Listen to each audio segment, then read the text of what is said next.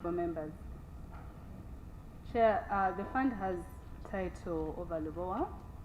It is also true that certain titles were also obtained over part of Lubowa around 2019.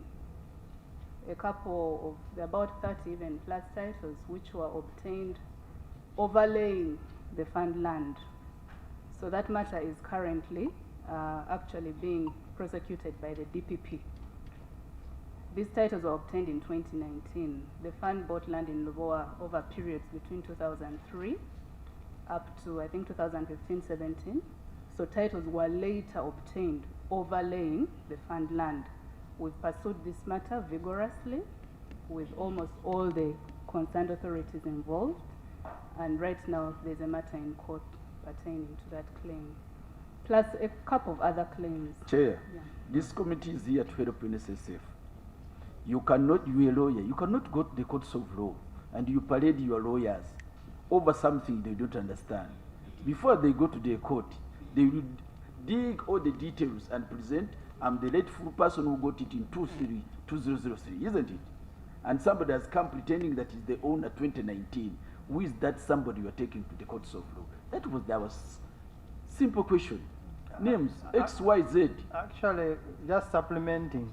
Corporation Secretary, those titles, some of them were there before you purchased.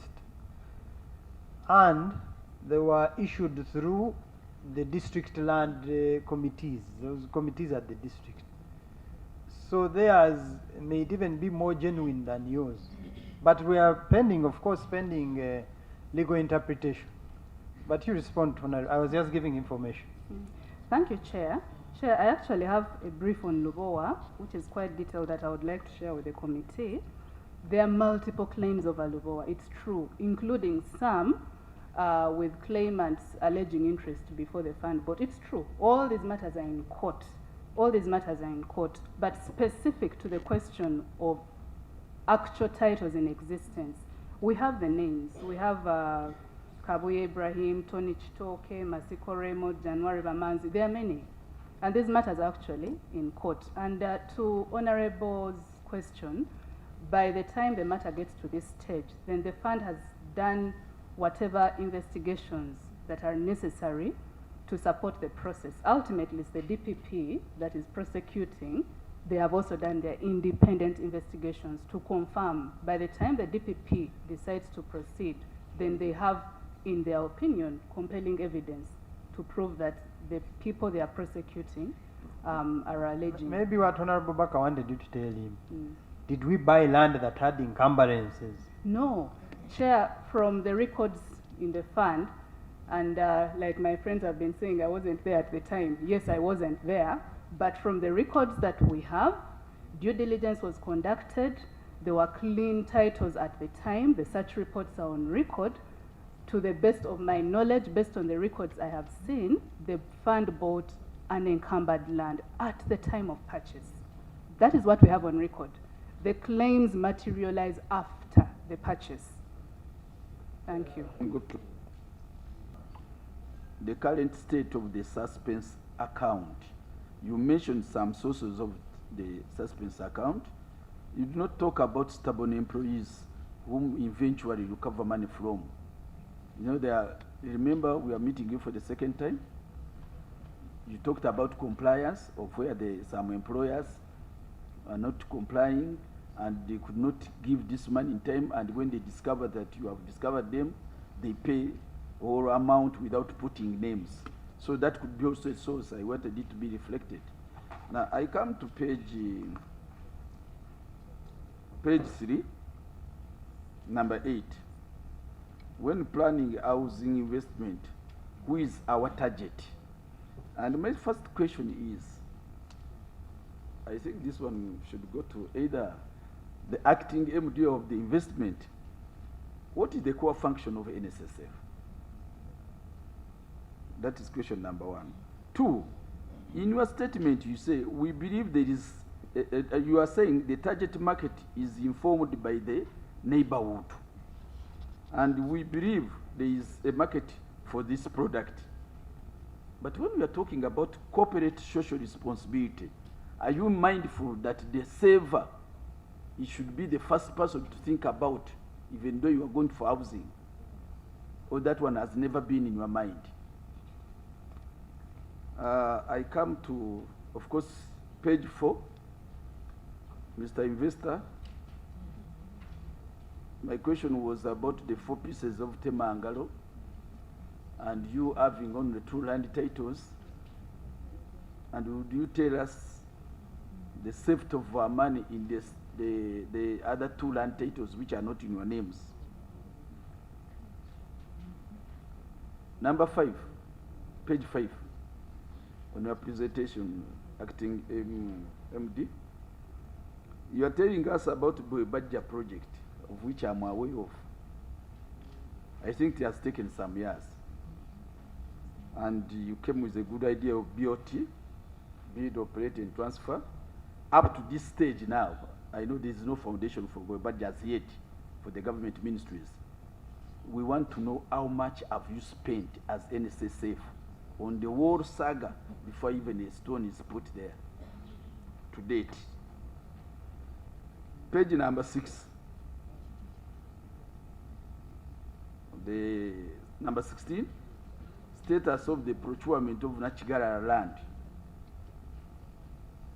There is something very interesting here. Now we have a dual system. Formerly it was one ministry, which was finance. You are talking of the first paragraph, you say, the board recommends and the minister approves the budget.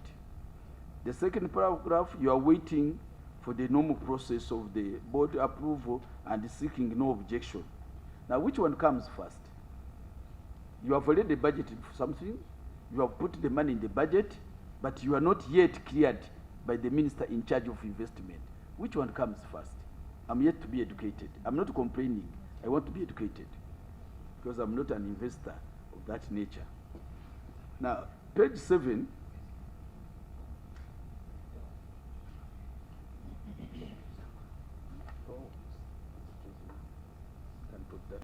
Page 7, Mr. Chairman, number 23. What has been the relationship between COF2 and NUTO? I think the question maybe was not clear to management. We are not talking the relationship of dilly-dallying. It involves money. Yes, you said according to the ILO convention, which is good. But then traditionally the fund has engaged the unions on CSR basis, especially on sensitization of their members. Bwana acting MD, what is the union? Is the union the person you dealt with, or you dealt with something you didn't understand? NOTO has got 34 affiliates. COFTO have got 11 affiliates. And you're dealing with somebody without the affiliates knowing what is taking place. Was that a proper procedure? Colleague, can I supplement on that issue? Yes. That is the union. The relationship Yes. of the unions. Why don't they ask so that why don't he respond to the union issue? Because most members have questions around the union. Yes, and okay, there is another one following that. 24. 24 is saying activity report for the unions. And you have already quoted the ILO as the trend you are using while you're dealing with unions. And then you say, just as with other entities, there was no requirement for them to provide activity reports. Bwana acting MD. When you are dealing with unions, are you dealing with them as a partner? Number 1. 2, when you are quoting ILO brings all programs to unions. They themselves from Geneva, they bring the money here, they monitor the money and get the report for accountability to their bosses and accountability to the unions. How can you say there was no need for these entities to have activity reports? Then how do you make accountability to the saver that I gave the money to do ABCD, this is the accountability? But you have given money to individuals and you say there is no need to provide activity reports. Then lastly, genesis of the memorandum of understanding with COF2. I want to be educated. The memorandum of understanding, is it supposed to be cleared by the Solicitor General? Secondly, Bwana acting MD, and maybe the former MD, on 14th December 2022, a board member requested for 400 million, and I would like the Corporation Secretary to guide us on that. A board member, in his capacity as a board member, because you cannot put two courts at the same time, requested for 400 million. You advanced him 100 million, and that is earlier than December.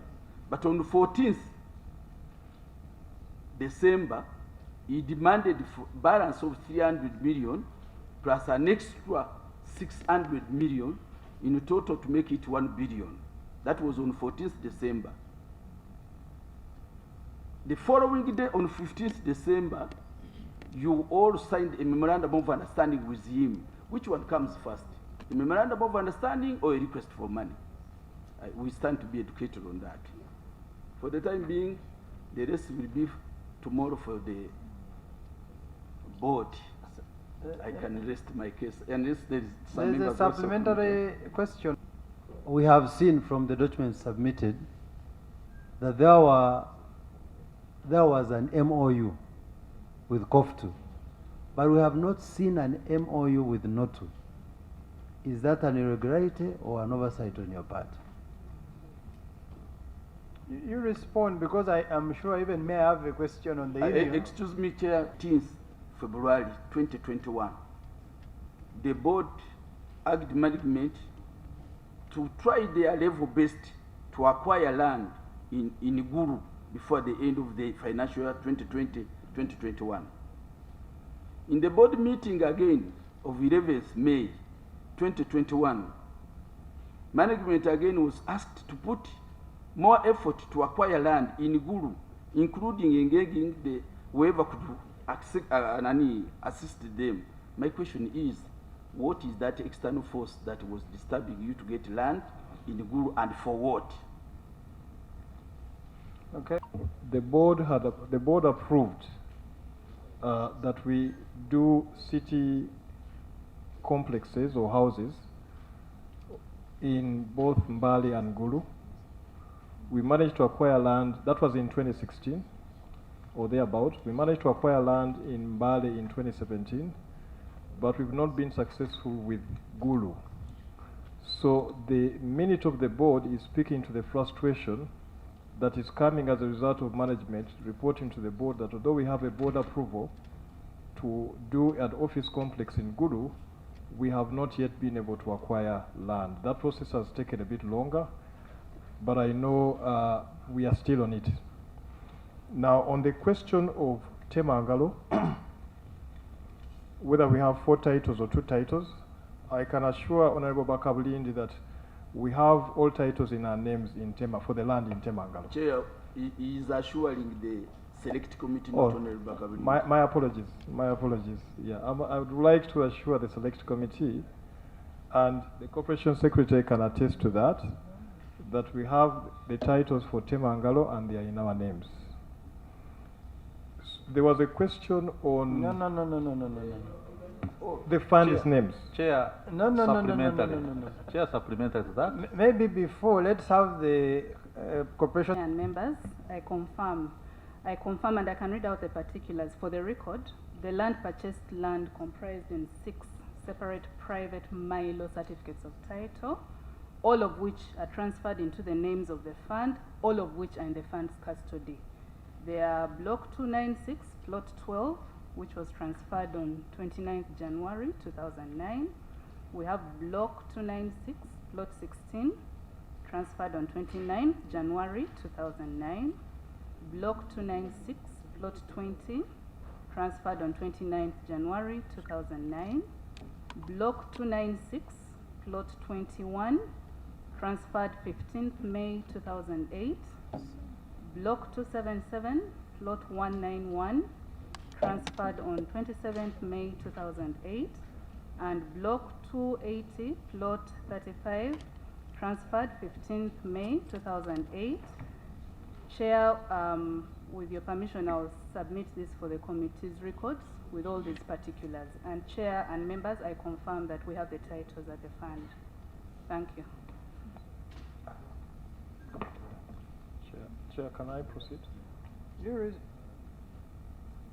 Honorable Amos? Yeah, thank you so much. Between They have not finished responding. ah, I thought you had they are still responding. okay, thank you. Thank you, Chair. On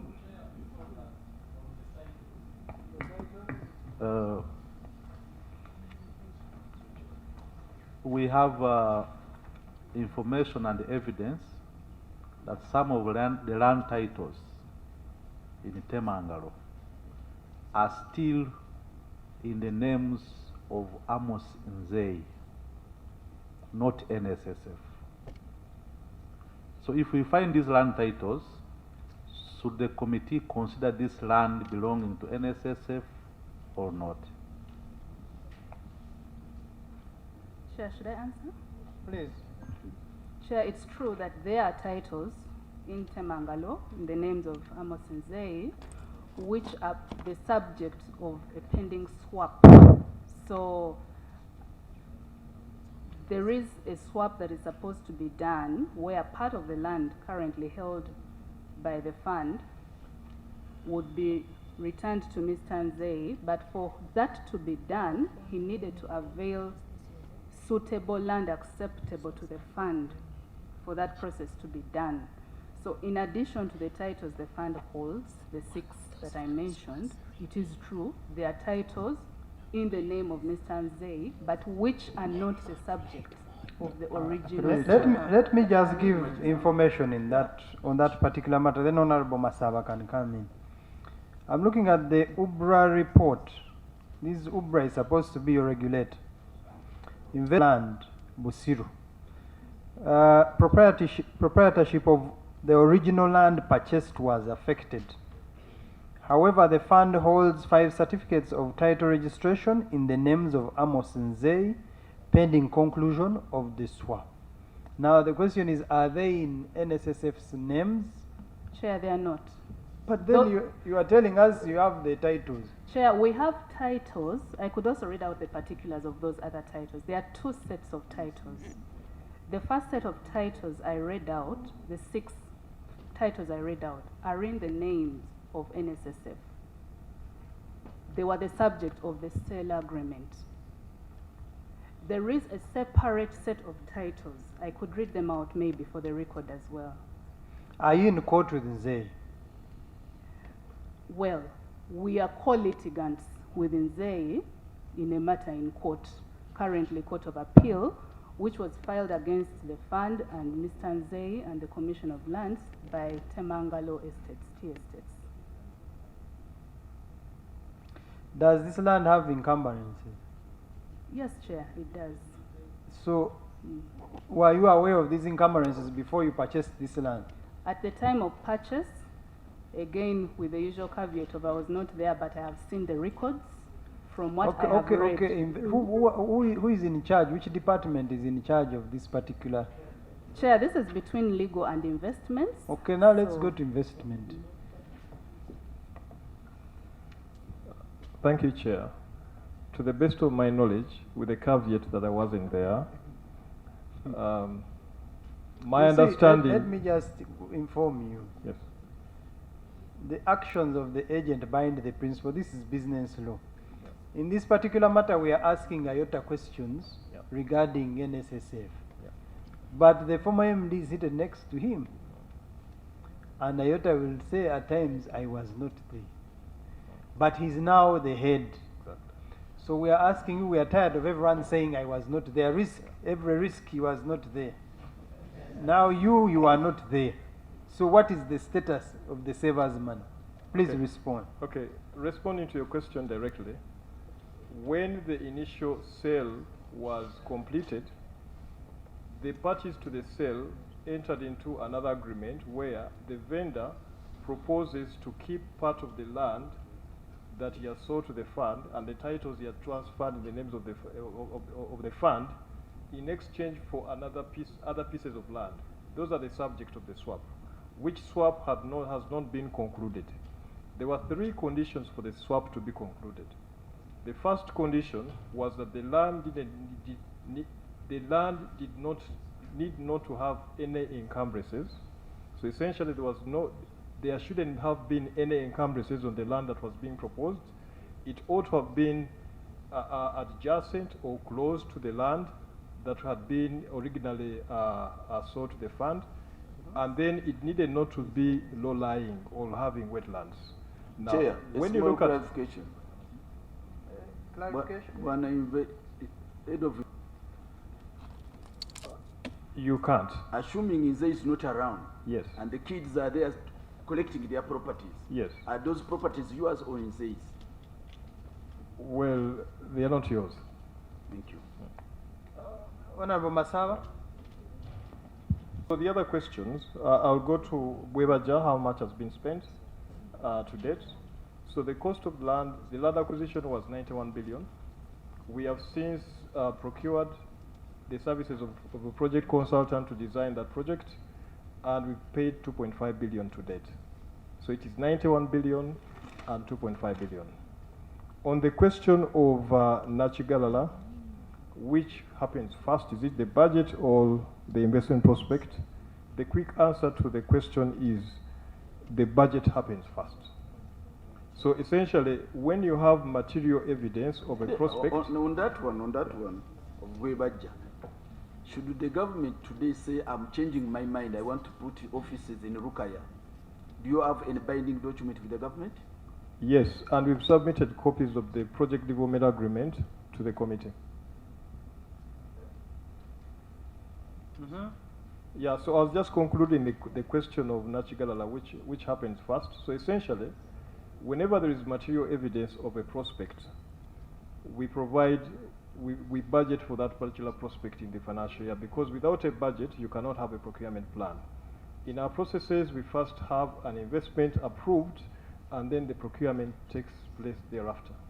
In this particular case, the investment leg had not yet been completed, but the same item had been budgeted for 3 financial years before 2020 to 2023. Thank you. Okay. Now you can go to the rest.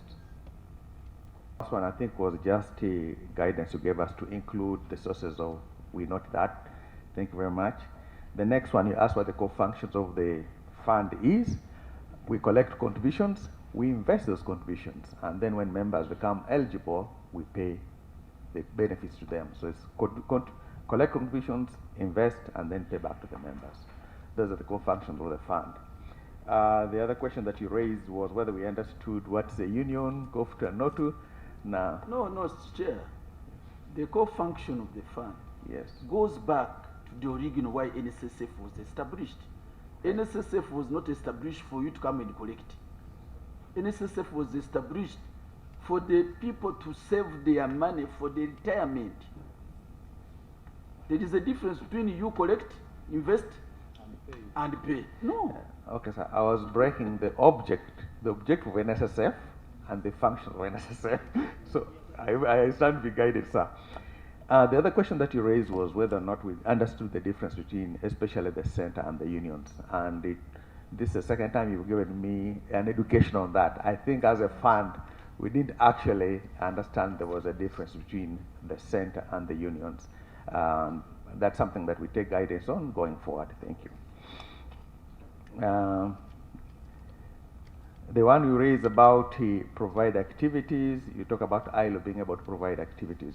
I think what the relationship that has been with us, say the Catholic Church writes to us and says, you know what, we have this occasion that we want to do a blood bank and so on.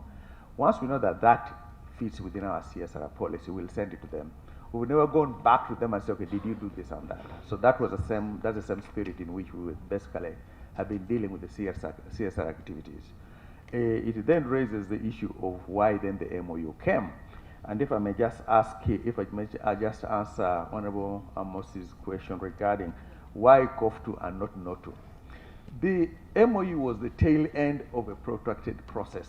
In fact, our first meeting regarding, because the market had opened up, the law had changed. And we realized that to get into the informal sector, we're going to have to use different partners to do that. One of them being the extension that the unions have within our reach, where they touch different professionals and so on. So we need to formalize, so it's not just a CRF. Now it's formalized so that when we want to reach these members, we can actually leverage on the unions. Our first meeting actually was August 16th, 2022. In that meeting, I was information Yes. Information? is when this law was assented to. Yes. When did you start providing money to the two centers? No, we've been providing money to them, even before then. Maybe before. Finance. If you say you don't know. Second, Mr. Chairman, but I know. No to 451 million and COF to 370 million. No to over the period, excuse me, over the period, I think the first funding was 2018. 451 million for NOTU and 370 million for COFT. Now, Mr. Yota, Yes. using how this MOU came into, but Honorable Baka has just responded, because this money was being received before even these MOUs came into place. Correct. The functions of NSSF are very clear. Yes. When you look at the letter Lyomoki wrote requesting for the balance of the 300 million, he had 3 items. To leveraging on technology for purposes of upgrading and managing the COF2 information management system. Correct. 2, mobilizing and engaging stakeholders costed at 200 million. 3, CSR costed at 200 million. Yeah. Now we have a scenario here. You have given unions a total of, on a conservative estimation, 800 million. Save us money. You are not bothered about the accountability for this money. You say it is an activity we don't need to know. Recently, Dr. Lyomoki, who sits on the Saga, was among the people who recommended your reappointment. Is this true? I wasn't in that meeting, so Is I this can't. true or not? Is yes or no? I wouldn't know, because it was a board meeting. I wasn't there. I don't know. Okay. Yes. Lyomoki writes to you requesting for money, and who signs? Is it you? Signs what? There is a document where you signed this union, the MOU. The MOU. Yes, I signed. I signed the MOU. You signed the MOU. Yes, sir.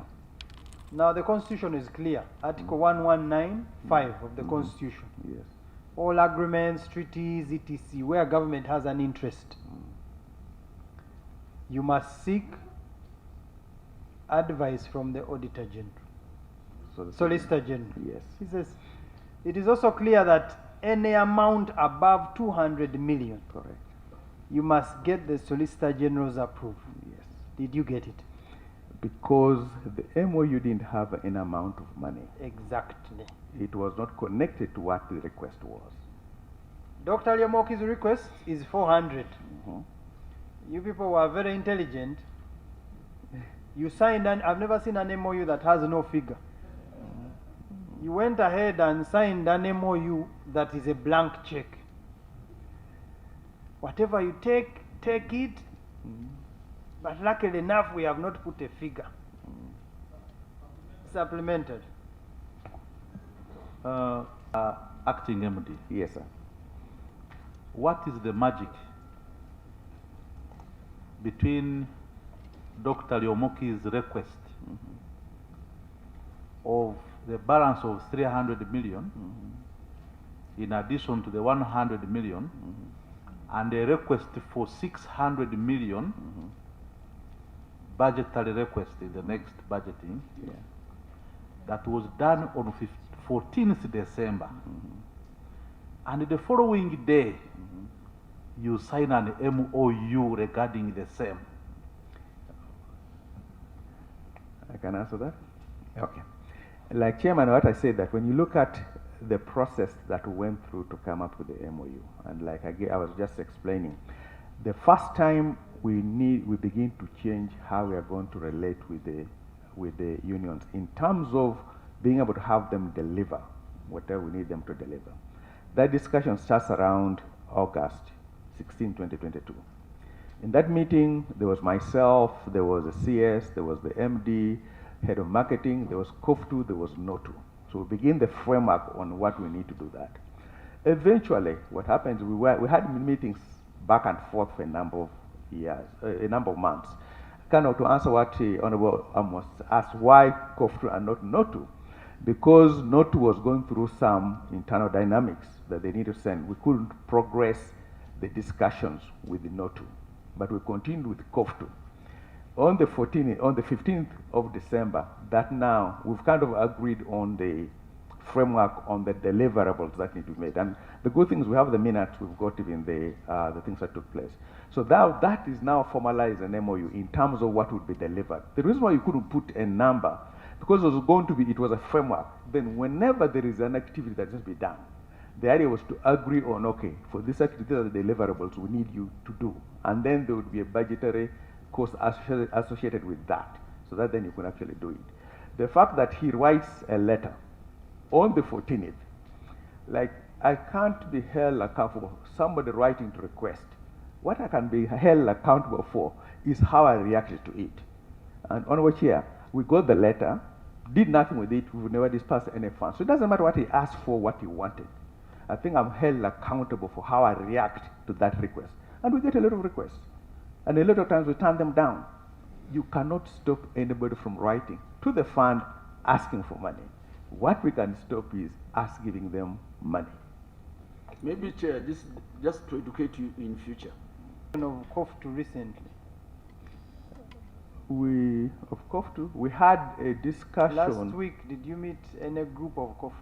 No, the week before we met NOTU, and then we met COFTU. No, I mean you, not you as NSSF. I mean you as an individual. No, as NSSF we did meet. No, I'm asking you as an individual. It's I didn't or I met them. Met last week? Yes. No, sir. I don't recall. I don't think so. Okay. Yeah. Yes, Honorable. Honorable Amos, then Honorable Massa. Yeah, the matter of context, I would want us to address ourselves to the restructuring system. One, in the background we know, Honorable Chair, I'm just giving a background so that the questions come. We know that in mind, like we shared with management and the former MD, there was a need to restructure because of what was coming. One, the new law. Two, midterm issues that were coming in. And therefore, you needed a new system. And I'm talking about the pension administration system. When we were asking about the organogram of the organization, which you provided, we discovered as a committee that we were unable to get explanation to some of the issues. The former MD told us that you have about 7 products, which you know better, and I will not go to those details. We also alive to the fact that the 3 statutory appointments you have is the MD, the DMD, and the Corporation Secretary. Agnes, your appointment came through consultants, ABS. So, the acting managing director, do you have details of the results of that confirmed your appointment? Because information that is coming through is there was something to do with your appointment and one of Gwang Isaac, and I had him identify himself. Are you around? Yeah, I'm just want to know that you're around. So we'll need a detail on that process and how you appointed.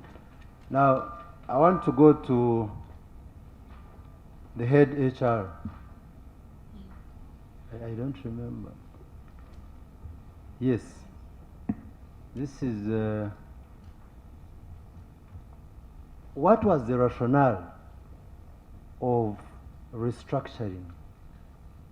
And my approach, Mr. Chair, I would want to ask a question so that he responds and we move together. So what was the rationale of restructuring, bearing in mind the context I've just given? So, thank you, Chair. The context for doing to position ourselves in the best way to take advantage of the new operating environment, the new law, technology, and all that. Exactly. So you will hire an external consultant to help you do that, to carry out that restructuring. Yes, we did. Deloitte. So can we have who? Deloitte. So can we have that contract? We can avail the contract at short notice. I didn't come with it here, but it must be in our offices. So if you give us time, tomorrow morning somebody can deliver. Chair, you need to guide on this because we need it in order to understand how you were guided. Because in the process we want to know this some placements, okay, and others maybe did not end up remaining in the organization. That's true. So has it ended yet, the restructuring? We are 98, 99% done with the restructuring. And if I can just explain it, everywhere around the world, when you do restructuring, you come to end of the project, a report is presented to the board approves it. When it gets to implementation, there are certain challenges, there is certain tweaking that needs to happen to serve the best interest of the fund. So what has happened is that the project life cycle ended, a final report has been presented to the board. We are now at the stage of tweaking and just making sure that everything works for the best interest of the fund. But before you go to the final report being given to the board, did this kind of restructuring get approved by the board? Do you have an approval for it? Approval to commence the restructuring process? Yes. Yes, of course, yes, certainly. So, Chair, those are two issues we are looking at. Yeah. The contract that you're talking about, Yeah. with the consultant who guided you, Yeah. and secondly, the approval of that restructuring by the board. Yeah. Well, Did you have any staff change jobs then? several staff change jobs. Because changing is in different form, either vertically or horizontally, you know. Can you address the changes to the committee? So, like with any other restructuring, jobs change, the scope of roles change, the structure of the organization changed. Remember, part of what we are trying to do is get ourselves into a flatter, more agile structure to enable us be more faster reaction to members' needs. So the majority of staff, I would say 80% of staff changed jobs. And as I would say, some jobs, the scope changed. We even changed our grading system. So there are a number of staff whose job scopes broadened. There are those whose job scope changed, became smaller, to use plain language. So that happened, and it's a natural outcome of restructuring. Yes, but on the 6th, actually, not 6th, it was around June 2022, with staff at Serena Chigo. That's and, true. And you, those who were going to be affected and the related packages that were going to be given to them were shared with them. Would like to have that presentation you gave them and how they were going to be affected. And later on, those who had benefits or who were compensated, what kind of benefits did you give them? Okay. We have that information, Mr. Chairman. Every year the fund has what we call the annual staff conference, where we gather to spend a day to talk about the issues about the fund.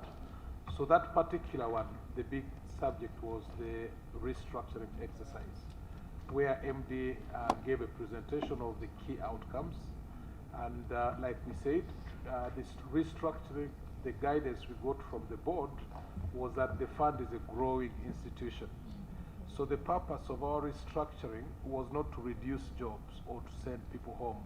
It was basically to rejig how we position ourselves so that we are positioned for growth. So first principle of restructuring was that nobody would be forced to leave the fund, and we adhered to that.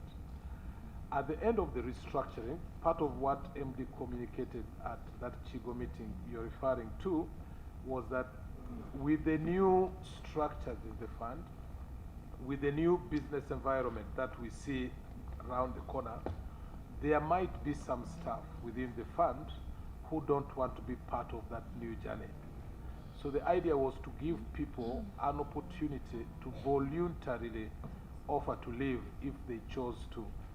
And that's what we did. When the time was right, an email came from me to all staff to say the time is now right for those who are not interested in moving in the next chapter of the fund's journey to voluntarily. So a total of people applied. Just a moment there. Yes, please. Because I think in the process there were some demotions, weren't there? Yes, I said the job scopes changed. We introduced a new grading system, went through a professional job evaluation process, which involved a cross-section of staff and the consultants. So it's true, some job scopes changed for the lower, others for the bigger. Yeah. I would like to have those details of those whose situation became a demotion, because some of the information available is that one Henry Mugerwa was affected and was demoted. So my interest there is to see how did you manage the human resource in that restructuring time, because it has a bearing on, or even a cost on the performance of the organization and therefore the fund. True or false? That's true. Yeah. And you're absolutely right, Honorable. There are a number of people whose jobs became smaller. And you asked a very pointed question, how well did we do with our organization restructuring? Standard practice is that when you go through such a major exercise, you give staff an opportunity to give feedback, because staff are our customers. We did a staff survey, and out of that survey, 93% of our staff said the exercise went extremely well. 7% thought it didn't go very well. That survey report is available? That report is very available. Okay. I can avail it to you at short Those are notice. already about 3 or 4 issues you've promised to avail. Yeah. Now, as we move on, let me address myself to the head of IT. The head IT. A new system coming on board. Yes. Of course, you had many other systems that you are now changing to the PAS. Did you generate a needs assessment for this? And if you may take me through the process, how do you eventually end up into engaging a contractor to have such a system? Don't you have a board's approval to justify this? Don't you advertise after having justification from the board of the needs assessment? I want to know, was this done? Was there a needs assessment? And did the board approve the purchase of the pension administration system? Thank you very much. Process for procurement, and this is a procurement. So just a minute. So it didn't go through a proper process of procurement? It did go through. When it goes through, you come up with what we are talking about. Yes. Approval by the board Yes. after a needs assessment and justification. Yes. And you advertise, and then you get a list of bidders. That's true. You eventually have a successful bidder, true? That's true. This is what I'm asking. Did you end up with that contract given to someone, and who was that? That's true. It ended up with Before we can't come to the mention- end, you went through the process. Yes. We went through the process. So we can have that process. Yes, that's true. So it ended up in an advertisement. Yep. Can you avail that evidence? Yes, we can send for all that information. We should be able to have it before the close of the.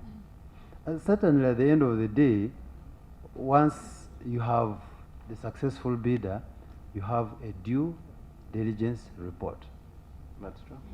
in terms of the best performing, the best bidder and his report, due diligence report. Yes. Did you do that? Yes, due diligence was done on the bidder, the winner. That's a great company called Intrasoft. To check that yes, he is who he says he is, and they can do this particular job. What were your findings? Just a snapshot of that. I wasn't there personally at that time. I can probably ask the head of PDU to give more detail, but yes, that was done. And the report can actually be availed. Do you remember you were not there now? I was going to ask you. Do you remember the cost of this contract with Ultrasoft? You say Intrasoft, yes. Yes, it's 15.2 billion shillings. 15.2 in dollars. How much is that? It was quoted in Uganda shillings. It was quoted in Uganda shillings, so you'd have to refer back to the rate at that particular time to get a dollar equivalent. So, Chair, I want it on record that you have said you went through a proper process, the board approved, and due diligence was done. A successful bidder chosen was Ultrasoft. Intrasoft. And the cost was 15.2. Just a cross question to my former MD. Last time we interfaced with you, you told us dollars? Because he quoted it in dollars. Yeah, and I wasn't right, of course. But yes, 14, the figure is 15.4. I was just picking out from my 15.2, picking it out from my memory. Yeah. Obviously, I wasn't right. So this system was being... As part of the project team, I meant to understand so. I wasn't there at the time.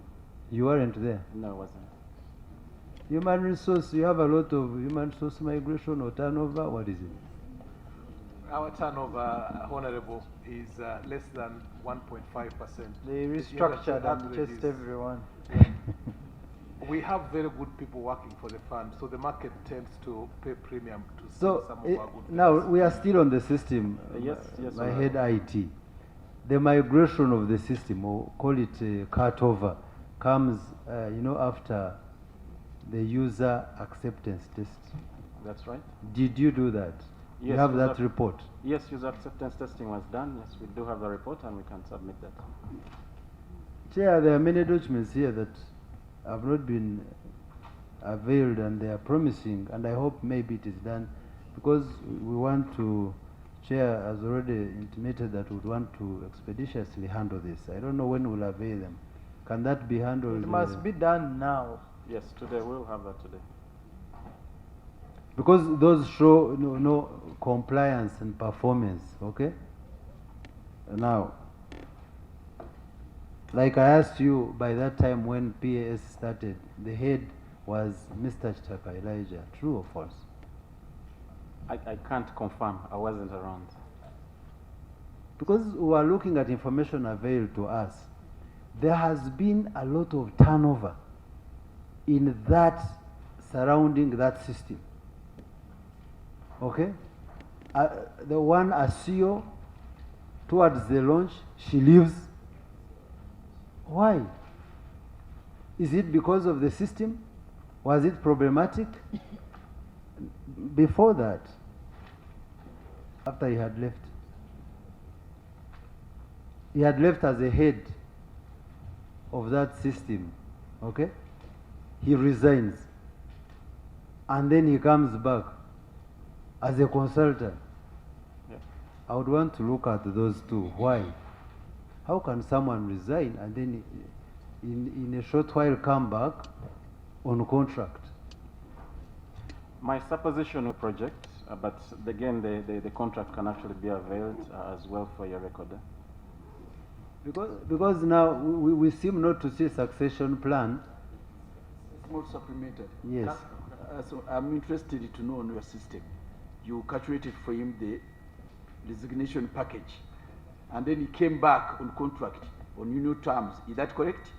May I please answer that? Is that when an employee resigns, and I think other organizations as well, when you resign, you don't get paid for resigning. It means you've left us to go for greener pastures. Sorry, I'm not talking about the board. I don't, sorry, I'm not talking about the board. I'm talking about staff. Honorable, I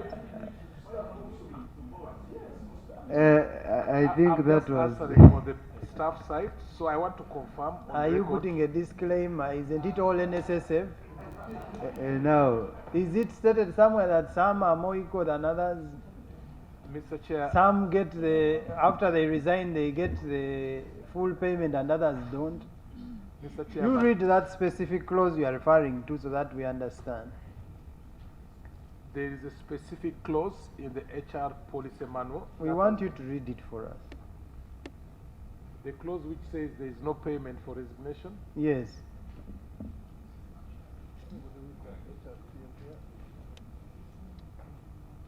Can I? That is the time when you're about to launch the famous PAS. Yes. Why did she leave? But alongside that, you're very creative as the IT and you have the smart card.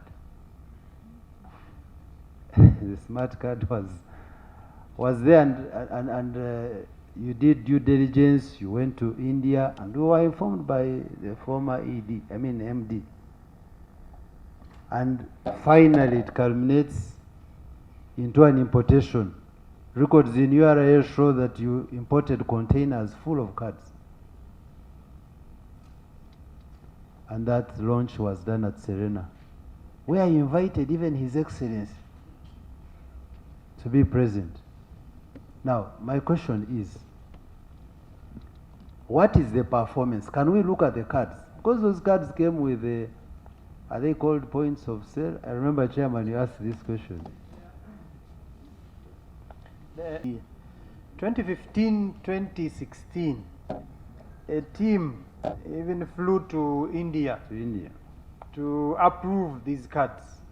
The card was supposed to have details, your details, but the card ended up having just a photo.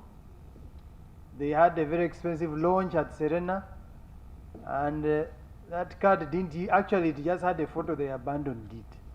We need to know those who traveled right now. They should stand up. Those who traveled to India and those who initiated this project. The second issue was in the same year, 2016. They introduced machines, like the payway machines in supermarkets. This machine was supposed, you are supposed to be able to access this machine and it tells you your balance, but at the same time it would give you points in shopping. That system just collapsed. They had already imported the machines and they just threw them away. It is finished. So I was just giving information. Thank you, Chair, for the information. Thought they have the cards. Do you have an example and do you have a performance, analysis of the cards? Is that system still there? 2 projects. Because the first one was 15.4, you said? 0.2? 15.2 is what my colleague said, yeah. Yes. So, Mr. Chair, I think I'll just restrict my answers to staff-related questions. the one on Joan, Asio, and Elijah. The smart card projects, there is my colleague Barbara, who is in charge of that. She has all the answers. So if you agree. So Elijah, as I was saying, he resigned.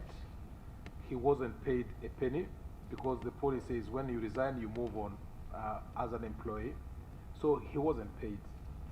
However, because he was resigning at a point when we were at a critical stage of the project, they are needed to have continuity so that the project doesn't collapse. So management had discussions with him to request, actually, that although he's resigning to go and do other things, private business, could he give some of his time to enable continuity of the project? And that's how an agreement was reached between Elijah and the fund that he stays, I think he stayed for 4 months or 5 months, to allow us to identify somebody else to take over and train that person. And 15 billion is a lot of money. You don't want such a project to collapse because an individual has left. So that's the story of Elijah's resignation and the short period when he provided consultancy services. The second one is Joanita Asio. Joan was like a number 2 to Elijah when Elijah was the head of technology, the job that we eventually recruited Benoni Katende to come and do. But like I said earlier on, the fund, we feel proud that we've got great talent working for the institution. And the market knows that fund staff are great talent. So every single day, a number of our staff get offers from all over the other employers. You know, sorry, stop there. Yeah. Because they are too good. So they are taken away. Isn't it? Not, that is what you're trying to tell me. It's about opportunities available out there. Compared to what you have inside. It's a mix of things. Exactly. The opportunities, the quality of talent. And so your retention has a problem? That's the point I was coming to. Now, we got a very robust retention strategy, but Honorable, you'll agree, there is no retention strategy in the world which retains 100% of people. Our attrition at the fund is less than 1.5%. The market average in Uganda now, is 5%. Now, you see why I'm asking you. I'm trying to associate it with the performance of the PAS. People are leaving, maybe they don't want to be associated with the bad performance of the PAS. Why? Fast forward, we see midterm. That's a question prior. I think our first meeting or before. When this midterm came in, we tried to look at the information available. How many accessed midterm through the system for which it was the purpose? How many? We realized there was a crisis. People did not use the system. And right now, if you gave us a performance audit, it has failed. And that's the truth. Honorable, if you don't mind me just chipping in, since the system was launched, all the activities for registration, for contribution and benefits payments, they are all done 100% in the system. I have a few figures here that I can give you. From the time that it was launched to date, we've registered 152,000 employees. Just a moment. The time you were giving out the midterm, you paid around 400 billion. Yes. But about 85% and above, you first received these claims manually and later on put them in the system. True or false? So just a bit of detail around that. So we have a multi-channel approach for which our customers apply. There are those whose preference is to walk into a branch and actually submit a hard copy or whatever it is for them to get their benefit. There are those that actually But before we go submit. to that, what was the purpose of investing 15 billion when people are going to continuously walk into the fund to launch their request? So as with any digital transformation or customer migration, you will always have that sort of customer that prefers to do that. We have more than 30% in terms of volume, and a lot higher in terms of value of the customers that actually did apply online and had a straight-through process for that particular payment. As we continue to migrate more benefits into that type of arrangement, we are seeing the numbers growing and customers getting comfortable to that. The other thing to add is that for a customer to use self-service, their data needs to be in a particular order. It needs to be up to date in terms of their registration, phone number, bank account. So any customer that didn't have their information in line could not use that system online. Justification for that, but Mr. Chairman, just supplement something, because I think it is so important that the pension administration system is the back end of the NSSF. In other words, the system that actually does the processing into the general ledger or the accounts. The front end is all these other systems that we did. And at the beginning, what happened is that our front system is the one that failed. It's not the back end system that failed. So PASS was okay. Which one is the front system? Well, the various ones, the touch points. For example, if you want to use your mobile phone, there's a system that does that. If you want to use the internet, there's a system that does that. That is not the PASS. PASS is the system that does the back end of the transactions. So in terms of our failure on the first few days of the midterm, it is the front end that failed. And I recall, my colleagues will all testify, we actually had to get all our staff into the front end in order to get the forms manually. But eventually, those were then fed into the back end system. The other issue that I wanted to help my colleagues on is around the loss of talent. Elijah and his colleagues, who included Joan and another one called Brian, all went to Stanbic Bank. It's not a secret there. So it's not that when Elijah left, obviously when he left, he went to Stanbic Bank. He was poached because he's a good guy, as they've said, and he poached the good guys who were with us. So it's not that they were all running away from a system that had failed. Nobody else has been lost. And all the people who have been lost have actually gone to one employer. So you can interpret that any other way you want, but certainly if I were you, I would interpret it that we were losing good talent to another good employer. System, I think, was supposed to help you in developing new products. And the system was acquired at the beginning of 2022. What new product? When was it? What new product have you rolled out since then? So we went live on 6th December of 2021. We're actually in the product design side of the technical part of the project.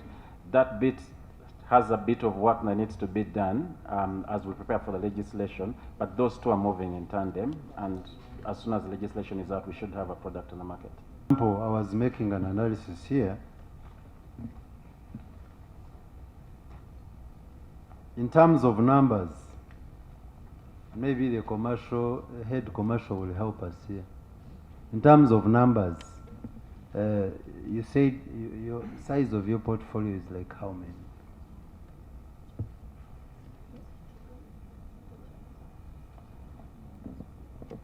Thank you, Chair. So size of the portfolio. In terms of employers and employees. Employers, we're talking 27K, 27 members. We're talking 1.5 million with a balance, but on a monthly basis, approximately 800,000 members come through PASS. Of those who are active, what is the number of those who are active? Like I did emphasize, 1.5 million members have a balance with the fund, but on a monthly basis, approximately between 780 to 800 contribute monthly. 1,000, yes. 150,000 people. 800,000 people contribute monthly. Because we are given information that, the number that is expected to be active is about 2 million. Is that the one you're referring to? That's not accurate, sir. It's not accurate. But that number has been around that for some time. It seems to be stagnant. That's why we're emphasizing. Actually, the numbers indicate that the numbers have been growing. If you go back about 10 years ago, the people that we had with a balance were less than 400,000 people. Today, you're speaking 1.5 million. So it's not also true that the number hasn't grown. Yeah, but the 2 million that you talk for about. information, you people keep on changing figures. The active members are 1.3 million. Chair, let me give From what we have. information. That is not a stagnant number. So about 1 year ago, that number was 1.3 million. But that number changes daily because every day you get people that are saving for the very first time. And so they add to your active membership. So if you went into the database today, that number is 1.5 million, not 1.3. Because you see, that number, what we get is the active one is about 630. Is that true? Again, it depends on when the information, when you got that. It was given to us by you about last week. Yes, but that information keeps changing. So today, like I say, over the week it has changed. Now it is 700. It ranges between 700,000 to 800,000 per month. Those that are contributing. And because it can't be stagnant because, of course, we know it can reduce because there are those who exit. Yeah. And also because of the system, the turnaround time for a claim, for example, in regard to the other system, what happened? Because it was supposed to be like in a 1 day to have answered a claimant and he gets his money, isn't it? Wasn't that the purpose? Thank you. So turnaround time will depend on the type of the benefit. So today, for cases like age benefit, where you don't need to verify because the member is of age, it will take you about 4 to 5 days to pay. But we've got types of claims that require rigorous verification, specifically the survivor's benefit, because you're not dealing with the principal owner. You verify with the courts of law, you verify with NIRA, you verify with the families. So if you include the average of the survivor's benefit, then your average TAT will basically go up. So yes, for some of the benefits, it is shorter. For other types, it's longer. I think we'll need that statistic. You can get that. So we want it availed. So my head of marketing, Chair, interestingly, head of marketing, we started chartered, we are chartered marketeers. Are you conflicted? No, there is no conflict. Maybe for the purpose of the record, you declare your interest. No, there are no interests, but you know, when I remember we went to school because... Is that the declaration? Yeah, the Chartered Institute of Marketing, London, and we all successfully graduated. So I'm hoping that she's doing a good job. And therefore, that's the question I want to ask. What is your brand strategy? Okay, our brand strategy is actually diverse. You know why we are saying that? The other day I asked, and he said, wow, that's good news. So, what is the strategy that you're having? Because, you know, for us, we would want this communication strategy to be speaking about, you know, growing numbers, growing savers. But we are seeing the strategy talking about how, you know, actually we don't even see you. Giving an example of Uganda police, you see a Nanga, but in this instance you see... Honorable, for the interest of time, kindly ask your question. So the question is, what brand strategy are you carrying out at the fund? Okay, thank you, Honorable Amos. Actually, in terms of our brand strategy, which is anchored on our brand policy, we focus on 3 brand touchpoints. The first is the look and feel, and under that there's a lot to unpack, how the brand looks when you walk into our branches, online, across our social media, all that is catered for. Then the second is basically brand communication, and within our communication policy, we actually specify the spokespeople for the fund. And the first face for the fund is the managing director. I come in to support as delegated. And that is why I think lately you've also been seeing our acting managing director interfacing with the media. The concern here is, yes, I don't see the communication talking to the potential markets about the savers, about the necessity to buy into the fund. Okay. This is my concern, and that will be my last question. I do speak, but I appreciate your concern. I think you want to see me more out there. That has been taken.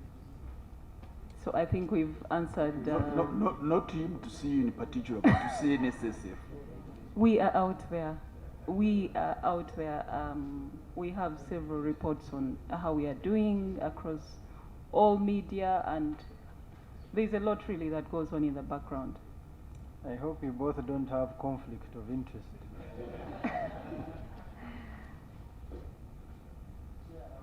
Finally, I would like the head communication to avail us with the cost associated to that communication strategy, the cost of the billboards and all that, so that we're able to relate it to the performance, whether it is value for money.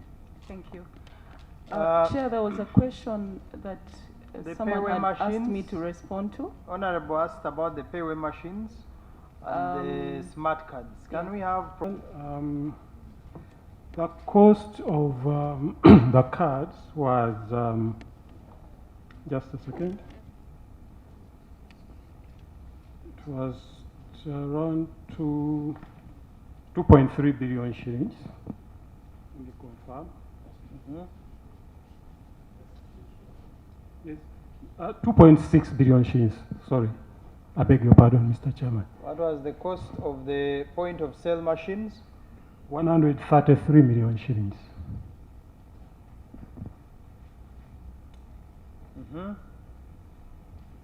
Chair, you asked me to read for you. Okay, so we got it. It's clause 23.2.1. A of it reads as follows. Resignation is where an employee decides voluntarily that he or she wants to terminate his or her employment with the fund. He will be subject to a normal notice period. He will normally be expected to work for the full notice period. They will receive their full salary up to the last day of employment, together with pay in lieu of leave based on the annual leave balance that they may have at the point of leaving. So it is this salary up to the day of leaving, and any leave that they have already earned up to the day that they are leaving. That's the package we pay. If someone resigns? Yes, please. Okay. Thank you. On the same, they are not finished responding to. Chair. I wasn't there, so I wouldn't know. No. Is it working? It's not there at the moment. Samples. Mr. Chairman. Maybe to Can we have help him? Procurement? Yes, Mr. Chairman, thank you. I think the card did what it's supposed to do, except the technology changed quickly. Let me just give you a simple background. In 2013, they could not access information about their savings, all right? We were like operating in a black box. Nobody could know what is happening in the back end in terms of whether their savings are accumulating or not. So the idea of having a card was that let's give a card to each member, that at any time when they want to see their card, their balances, they could go to the bank and get the balances. So exactly that's what that card did. But however, in a few days, in a few months, in a few years, technology changed. We came up with a online system that you can dial now 254 hash and get your balances. So the card was obsolete. So in effect, the card did exactly what it's supposed to do. Let me ask but you, technology sir. changed. Boss. Let me ask you, sir. When online banking came, did ATM cards cease to exist? Mr. Chairman, no. Actually, I have that card myself. Can you show us that card? Unfortunately, it's not here, but I was issued a card. What were the intended features of this card? It was actually to check the balances. So why did you have to go to India to make this card? I think it was for security purposes. That in Uganda at that time in 2014, there was no company able to do it. 2, the procurement process was open competition, and a successful firm was awarded. Clarification? Chair, it means you have added on new features. Online banking came, but that means the cards could avail the few features that you have provided for, isn't it? So do you want to tell me that your colleagues who said that the card failed totally were wrong? Absolutely. No, wait, it is still working. For those who cannot go for online banking, they can use those cards, isn't it? No, I want to get a clarification. Yes. No, they are still functioning. Yes, except for those who want modern business, approaches, they yes. go on for the other one. But this one are working. No, it is on record. Yes, it is actually, it was discontinued because they needed to integrate No, with no, the did industry. you discontinue it or it is We people to discontinued, decide? we discontinued it. But you said you have one and you didn't come with it. Mr. Chairman, I said I was issued with the same card, and that's the honest truth, right? So- and at that time, it was functioning. However, the technology got obsolete. Now, the Chair. card you went to print in India, you took, do you have members here who went to India? I was among them, Mr. Chairman. Do you have any other member you see in the background who went to India? I think there is Rona. I'm forgetting the Where legal is person. Ronald? Rona? That is Rona? Yes. Okay, kindly give Rona a microphone. To inform you that the committee that went for DD was Gerald Mugabe, Joseph Allen, Simon Kule, and Daniel Batajerize was not among them. Chair, a disclaimer that she was not among them. The gentleman who's trying to give us answers is head procurement, true or false? Yes, he is. Yeah, but he's talking about technical issues, the performance. Why is he answering issues of performance and all that? But if that is true, if you decided to carry that cross, how many cards had you given out and what was the method of giving them out? Because you said you know. Mr. Chairman, I'm not an IT expert, but because I read the terms of reference of the scope, that's why I have some preliminary information. In terms of distribution, it was done by marketing, if I'm not mistaken, or business. I think business. Okay. 10 years ago is quite a reasonable time to forget some facts. Maybe Must let me apologize, give you Mr. information. Yes. You actually recruited a team country to issue these cards. Is this true? Yes, True. We hired some temporary staff to distribute it. But I think Geoffrey, more information about it. Just give the committee the information. Who is Geoffrey? The head of business. Oh. Did you also? Chair, I'm not a fan of traveling.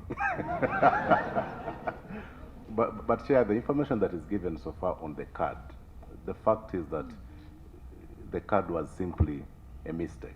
Probably it is something that we should never have done, okay? So I mean, even at the time the idea of the card was conceived, it was not possible that any member of the fund would walk to an ATM of a bank to check their balance. Even by that time, mobile technology was already available. Today, every time an employer makes a contribution, members get an instant SMS to show their balance. So who made the mistake? I can say that management erred. The entire management. Chair, I would like to thank this gentleman for being truthful and saving our time. Because actually, procurement, honorable committee will decide, but personally, I'm still finding it hard to believe that this was not a scam. Because you fly to India to verify a card. The card comes with only your name and your number, which we can even do here. Second, you follow it with another failed project. Because these people in top management are fed these ideas by the people in the structures below. You come up with a point of sale machine. You say you are going to put it in the supermarkets. Where do you benchmark these ideas from to cost the saver losses? You put it in a supermarket, so a person goes to a supermarket, he sees his balance, and he gets points to shop when he checks his balance. After about 2 months, you are banned on the whole project. Where are the machines? Where are you keeping these machines? But what are you people doing? How did you procure these machines, first of all? Third cost. As my colleague has said, we take full responsibility that as a whole management, we took a wrong decision in terms of the card would do little compared to the needs of probably of the customers. But did you have to fly to India to see a card with a name and a number? It was a requirement for due diligence in terms of whether this firm is foreign, whether you can confirm that it really exists. You remember, Mr. Honorable Chair, the Katosi issues. This is a foreign company that we thought could not engage without verifying its presence, their financial capability to look at their original financial statements and also their legal composition. That we did. In terms of the cost, Mr. Chairman, it was estimated about 1.47 billion. In terms of USA dollars, there was 547,870. Just for the record, that's the code for the card. The contract price that we have in our record is USD 547,870. But the finance director has just confirmed 2.6 billion. Now you are confirming less. So where did the money go? Mr. Chairman, maybe there could be either variation, but what we have is actually even its initial estimate. So who is not lying exceeding now? 1.7 million. Sorry, 1.7 billion. That was initial estimate of this project. You who procured, you say 1.7. The person in charge of finance is saying 2.6. Now who is lying to us? Mr. Chairman. By the supplier. If this card did not meet the fitness for purpose test, just after a short time, then why didn't we reject this card and return to the supplier and claim our money back? What was the guarantee given to us by the supplier of this card? Supplementary? Much as I agree with the entire management that did not fly depended on your words, isn't it? How many days did you spend in India? There were many, eh? I don't remember, Mr. Chairman. 10 years ago is quite a long time. Okay, you don't remember. But when you came back, you briefed the entire management of how the card is going to perform, isn't it? Can we have a copy of your report from India? Mr. Chairman, we can avail it. Okay. Now. We need it now. You're not going to go and make a report. In about 30 minutes, we should have that report in this committee. Mr. Chairman, it is available. You can send it now? In about 30 minutes, we have to go back to office and pick it. Okay. Not you can call. You have a large team. Yes.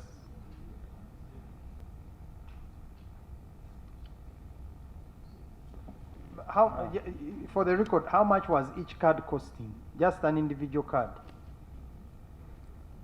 don't remember the number. $2. How much did the machine cost?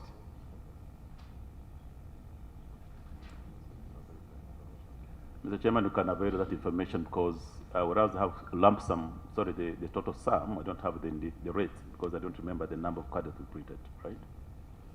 Honorable Massa. We can get this information. Thank you very much, Chair. I think I'll begin with the acting MD on his response 15 concerning the useful lay road. your answer was the initial procurement was cancelled because, among others, the bid price was higher than available budget. Can you please give us the real reason as to why that contract didn't go through? Because that is, I believe you're trying to cover up something, because best to our knowledge, PPDA came into effect and there were procurement issues, which I believe was the biggest cause of this, that this China railway construction company was wrongly awarded the contract. There were issues between management and the board in the awarding of the point system, whereby it had to favor one company in one of the stages. So can you please clarify on that? Because the reason you're giving here is more of a light reason compared to what we know. I think it's question and answer, so you start answering. Yeah, mine is question and answer. Let me request Mr. Mugabe to give us a detail, because I think we'll need the details that regarding the entire procurement on that. David, Gerald Mugabe, please. Usefully. I'd love that if you allow me, I submit the entire process file to the clerk to cancel. No.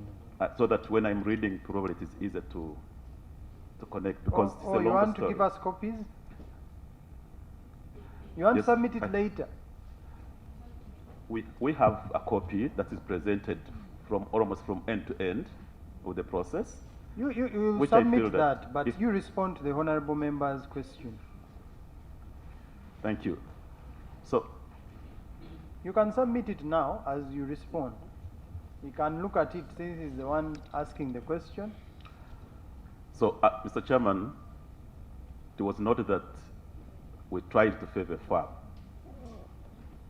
The best awarded bidder, CRG, was the rightful farm to be awarded. We did both an internal evaluation, and again we did it with an independent evaluation report, an evaluation committee. We got the same results. So the contentious issue was whether we should, according to PPDA, whether we should negotiate with the lowest bidder in terms of price, or negotiate with the best evaluated bidder. Management took a decision that it is inconsistent to negotiate a price. Why I wanted the MD to clarify is because there was communication between the board, PPDA, and I think the deputy MD or the MD by then. That is why I need the points to come out clearly on what, because he has said the price was high. I wanted him just to state that the process was halted because of the issues concerning procurement. And PPD up to now, I believe it has still halted, and it has stood its ground that the process should be done again. So that is what I wanted the manager to come out clearly on. I don't know how to summarize it, but I can say that yes, it is true the initial estimate of this project was 123 billion. The best awarded bidder was 185 billion. So the difference is quite significant, and the law does not allow us to proceed with such a procurement. So our estimate was wrong. Then the cancellation of the procurement process is true. It was because we didn't have enough provision for these funds, but you're also aware, Mr. Chairman, that in the same period, we also got a directive from the President that we should engage SMS Construction Company Limited. We got that information both from the Prime Minister and the Minister of Gender. So we went back to PPDA and say, what do we do? PPDA cleared us that we should start a new process. And for your information, Mr. Chairman and members, we have invited SMS Construction Company to submit a bid, which they submitted on 31st January 2023. I think next week we shall begin evaluating the bids, and we shall update you accordingly. Okay, is your new contract? It's 5 years. It's 5 years. Yes. When did you retire? I think it was August. I don't quite remember the date. August. You retired on the 18th of July. Okay, July, yeah. And you were appointed on the 20th of July. Yes. You resigned on a Monday and you were appointed again on a Wednesday. Correct. Mr. Biarugaba, when did you resign? I didn't resign. I received a letter firing me on the 20, I think it was 23rd of On July. the 22nd of July. 22nd of on July, the sorry. 22nd of July. Okay.